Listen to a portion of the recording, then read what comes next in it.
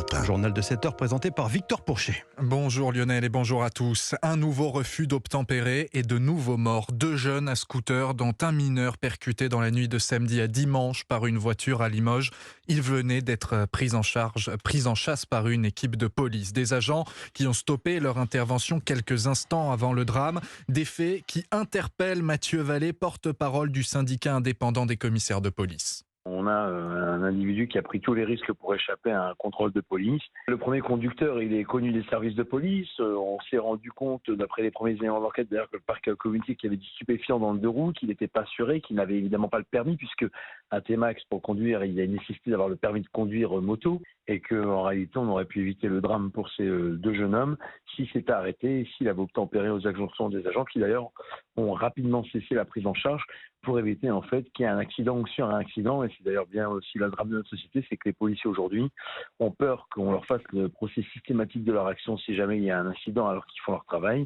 Et derrière, on a des individus qui ont roulé quand même à plus de 100 km/h en centre-ville et qui auraient pu faucher des vies innocentes en plus de perdre la vie dans ce refus d'obtempérer. Et notez que 2 enquêtes ont été ouvertes, l'une pour refus d'obtempérer aggravé donc, et l'autre pour homicide involontaire. Europe 1, 7h02. Les regards du monde entier sont tournés vers le Niger ce matin, avec la fin d'un ultimatum et donc plus que jamais le risque d'une intervention militaire contre les putschistes. Par les voisins du bloc ouest africain de la CEDEAO qui demandaient le retour du président renversé Mohamed Bazoum d'ici à aujourd'hui. Les militaires ont plutôt fermé leur espace aérien cette nuit, alors qu'hier 30 000 personnes étaient réunies à Niamey pour les soutenir, scandant une nouvelle fois des à bas la France. Niamey, où se trouve justement l'ambassade française et ce qu'il reste de son personnel. Alors dans ce contexte, comment assurer leur sécurité, Guillaume Dominguez ? Un seul moyen, la diplomatie. Selon l'article 22 de la Convention de Vienne, les États ont l'obligation de prendre toutes les mesures appropriées pour empêcher que les locaux d'une mission diplomatique étrangère ne soient envahis ou endommagés. C'est d'ailleurs en se basant sur ce principe que Paris a demandé aux autorités nigériennes d'assurer la sécurité de l'ambassade de France à Niamey. Problème, cette demande du Quai d'Orsay s'adresse aux putschistes qui ont démis le président Mohamed Bazoum, une autorité que la France ne reconnaît pas officiellement. Impossible donc, selon le géopolitologue Michel Galli, de garantir l'intervention des forces de l'ordre du Niger en cas de problème. En principe, l'armée et la police du Niger devraient s'interposer entre les manifestants et l'ambassade. Mais il n'y a aucun moyen de contraindre un État à faire sa part des conventions de Vienne. Il y a des moyens de pression, à la fois diplomatiques et militaires, mais il n'y a pas de contrainte possible sur un État depuis l'étranger. De son côté, pour garantir au mieux la sécurité de la mission diplomatique, la France a ordonné le rapatriement d'une grande partie du personnel de l'ambassade, ne laissant en poste que l'ambassadeur et les effectifs indispensables. Et Paris qui vient d'officialiser également des sanctions contre le Burkina Faso, l'un des pays qui soutient ce coup d'État au Niger. Les aides de la France vers le Burkina Faso sont suspendues depuis cette nuit.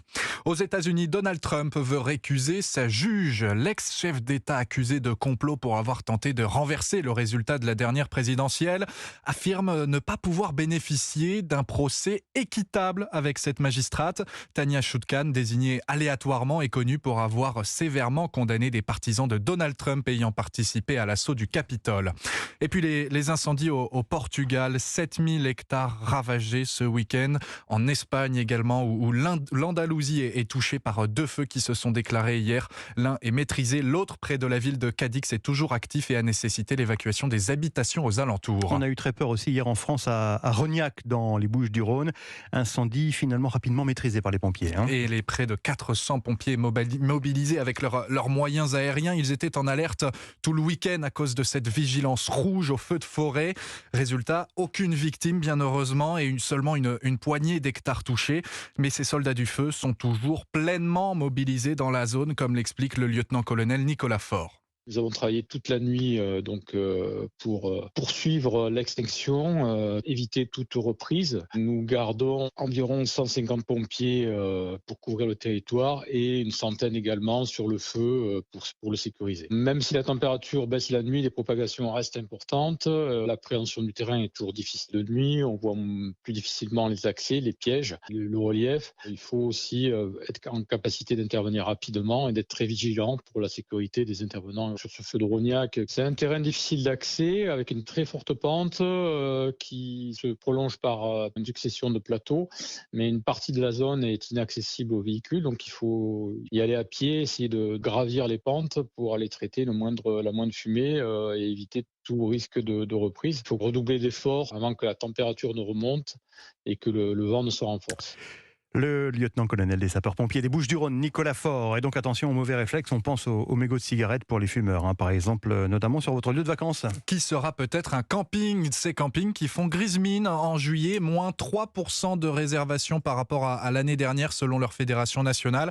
Conséquence en partie de cet autre chiffre. En 20 ans, le nombre de campings est passé de 9 000 à 7 500. La moitié des fermetures concernent les campings municipaux qui peinent à rivaliser avec leurs géants du privé.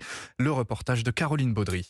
Aux confins de la Normandie et de l'Île-de-France, le village de Dangu, ses 600 habitants et son camping municipal sauvé par le passage des cyclotouristes qui relie Paris à Londres et quelques aménagements essentiels. Des structures gonflables, avoir un petit peu d'animation musicale. On essaie d'avoir une gestion qui s'inspire fortement du privé parce qu'on n'est plus dans un service qui est un service à rendre à une population moyennant paiement des impôts, mais dans un service à rendre à des clients moyennant donc le paiement de services, qui n'est pas facile pour une collectivité puisque c'est pas son raisonnement classique. Même sursaut à 100 km de là, à Neuilly-sur-Marne, en région parisienne, le maire Zartocht Bakhtiari a investi 3 millions d'euros dans son camping qui passe de 0 à 3 étoiles et reste dans le giron public. Pour moi, c'est extrêmement important. La première raison, c'est qu'on offre des tarifs qui sont plus avantageux par rapport aux autres campings aux alentours. Et ça fait des recettes pour la collectivité. J'ai le boulanger, la boulangère qui sont ravis de voir des touristes se balader dans la ville, ce qu'on n'avait plus depuis des années. L'enjeu, s'adapter à la clientèle. Le camping minimaliste des années 70 n'a plus la cote, explique Nicolas Daillot, président de la Fédération nationale de l'hôtellerie de plein air. Aujourd'hui, les familles préfèrent partir moins longtemps, mais dans des structures qui proposent un maximum de services et animations. Le reportage de Caroline Baudry pour Europe 1. C'est peut-être aujourd'hui d'ailleurs que vous prenez la route des vacances. En choisissant ce lundi, vous vous disiez évitez les bouchons, peut-être c'est raté. Bison Futé prévoit du orange dans le sens des départs et même du rouge dans la vallée du Rhône où il y aura encore beaucoup de monde. Du monde justement, c'est peu de dire qu'il y en avait pour la dernière messe géance des JMJ au Portugal. Célébrée par le pape François, acclamée une nouvelle fois par près d'1 500 000 jeunes catholiques. François qui a évoqué la guerre en Ukraine dans son discours et qui a dévoilé également la prochaine ville hôte des Journées mondiales de la jeunesse dans 4 ans. Le reportage de notre envoyé spécial Alexandra Gégy. Le calme est revenu dans les rues de Lisbonne après la messe finale du pape hier, une cérémonie d'1h30 qui a conquis les fidèles. Beaucoup pleuraient à chaudes larmes, d'autres étaient très concentrés comme Clovis, 18 ans. Il s'en souviendra toute sa vie. On l'a vu de super près en plus, c'est une chance inouïe, on est super contents. Un grand moment de communion et aussi un discours dans lequel le pape a remercié ces jeunes venus du monde entier. Vous êtes un signe de paix pour le monde.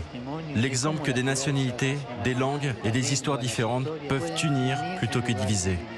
Une prise de parole très émouvante pour François, ivoirien. Il donne toujours un bon discours avec des conseils, nous donner la main comme il le dit. Et à la fin de sa messe, le pape a annoncé que les prochaines JMJ se tiendront à Séoul en 2027. John Yeon, sud-coréen, n'en revient pas. Je n'arrive pas à y croire, car la Corée du Sud n'est pas un pays chrétien. Mais quand le pape François a visité le pays en 2014, beaucoup de jeunes Coréens ont découvert l'église catholique. Cet étudiant espère que les jeunes catholiques seront nombreux à venir visiter son pays. Il rêve de battre le record d'affluence des JMJ de Manille en 1995. Ils étaient 5 millions de fidèles à être venus du monde entier. Alexandra Gégy pour Europe 1. Et puis c'est le combat qu'attendent les internautes. Elon Musk contre Mark Zuckerberg. Twitter contre Facebook, un combat de MMA qui sera diffusé en direct sur la plateforme X, c'est le nouveau nom de Twitter. On passe au vrai sportif maintenant avec en cyclisme Matteo Van Der Poel, sacré nouveau champion du monde de cyclisme sur route. Le néerlandais qui a résisté à ses concurrents, largué pourtant à 22 km du finish et qui a réussi à remonter sur son vélo malgré une chute à 6 km plus loin. Une course complètement folle hier en Écosse. Le foot et ce compte à rebours maintenant, J-5 avant la reprise de la Ligue 1. Après avoir de justesse sauvé sa peau en Ligue 1 au printemps, le FC Nantes entend faire de cette expérience, loin d'être inédite ici, pour puiser la force d'aller chercher un nouveau maintien de manière plus sereine. C'est le portrait d'un club de Ligue 1. Un jour, un portrait avant la reprise. Il vous est présenté par Charles Guyard. Bonjour à tous, déjà je suis content de vous retrouver pour cette nouvelle saison. La rentrée des classes est parfaitement passée, sous un beau soleil. Le beau soleil qui accompagnait en effet les Canaries pour leur reprise le 6 juillet s'est légèrement éclipsé par la suite et pas uniquement en raison d'une météo exécrable ou du décès cet été de Robert Budzinski, figure emblématique de l'institution. Un mois après, l'entraîneur Pierre Aristouille se retrouve avec ses deux meilleurs éléments partis, Ludovic Blas et André Girotto, sans forcément avoir trouvé de remplaçants de même standing. Quant à la campagne de matchs amicaux, avec une seule victoire en 5 matchs, celle-ci s'est révélée plus que poussive, à l'image peut-être de la fin de la saison dernière durant laquelle le FC Nantes a flirté avec la relégation. Une peur sur laquelle le coach entend toutefois capitaliser. Ça se serait mal terminé, ça aurait été catastrophique. Et au final, c'est un moment qui doit être générateur de force supplémentaire pour ces joueurs. Des joueurs qui pourront désormais se concentrer uniquement sur le championnat, au moins jusqu'à la Coupe de France, avec l'objectif d'assurer le maintien si possible avant l'ultime journée. D'ici là, il n'y aura pas d'escapade européenne pour alourdir le calendrier. Celui du FC Nantes avait d'ailleurs été le plus chargé de la Ligue 1 la saison passée, avec un total de 52 matchs disputés, toutes compétitions confondues. Charles Guyard pour Europe 1. Il y aura du foot féminin aussi. Aujourd'hui, le mondial se poursuit. Et avant le France-Maroc de demain, les Bleus auront certainement un œil sur ce Australie-Danemark qui débute pour les 8e de finale à 12h30. Elles auront un œil dessus, surtout parce que ce sera peut-être, en cas de victoire, leur futur adversaire. Merci, c'était le journal de Victor Pourchet. La météo des plages.